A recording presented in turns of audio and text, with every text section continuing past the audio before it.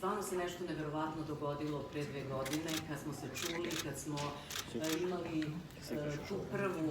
ajde da kažem, humanitarnu akciju, gde sam ja samo bila gost i deo te akcije, gde meni, osetila sam jednu energiju, osetila sam nešto što me jako ispunilo i nekako Aleksandar i tim iz organizacije Srbi za Srbe postali su mi jako bliski, dragi u momentu, to je nešto neverovatno. Kada me Aleksandar pozvao posle toga da kaže kako je sve bilo super, kako su svi oduševljeni, sve je bilo kako treba, i pitao je šta bismo mogli još da uradimo, jer mi smo kao, tako su me doživjeli kao nekog svog i tako dalje. I onda smo se dogovorili, eto, za tu arenu. Čekali smo na to 2 godine, jer tako je prosto ispalo, nisam ništa ranije planirala, ali sam rekla, baš i zbog tog čekanja i zbog svega, meni je bilo malo to da govorimo o jednom koncertu, jer ja sam razmišljala samo o jednoj areni, da ti ispravim odmah. Razmišljala sam samo jedna arena, to mi nije bilo dovoljno i onda sam rekla, hajmo čitavu turneju, znači sve što uradim, da ovih 1.000.000 dinara od svakog koncerta, što je Aleksandra rekla, to je lično mojih 1.000.000 dinara, znači mog novca, ne računajući koncerte. Ja se nadam da će tu biti sponzora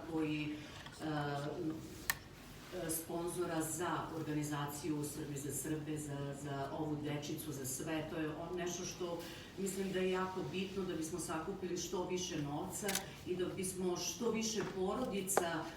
usrećili, obezbedili, jednostavno da im, ne mogu reći ulepšamo život, jer pre bih rekla da im omogućimo jedan normalan život, a to je krov nad glavom. Ja sam presrećna što sam sasvim slučajno počela sa jednom zlatokosom devojčicom koja je izjavila da voli Draganu Mirković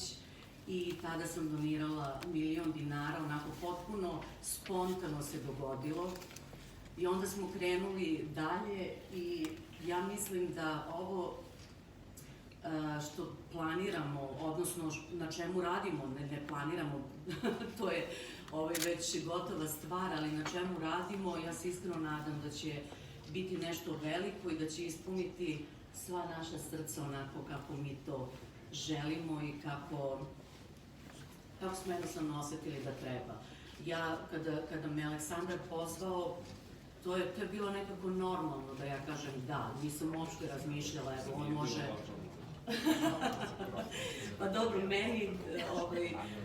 ja sam stvarno odmah rekla da, to je neverovatno nešto, zato što sam tako osetila i dobro, vi znate da sam se ja i ranije bavila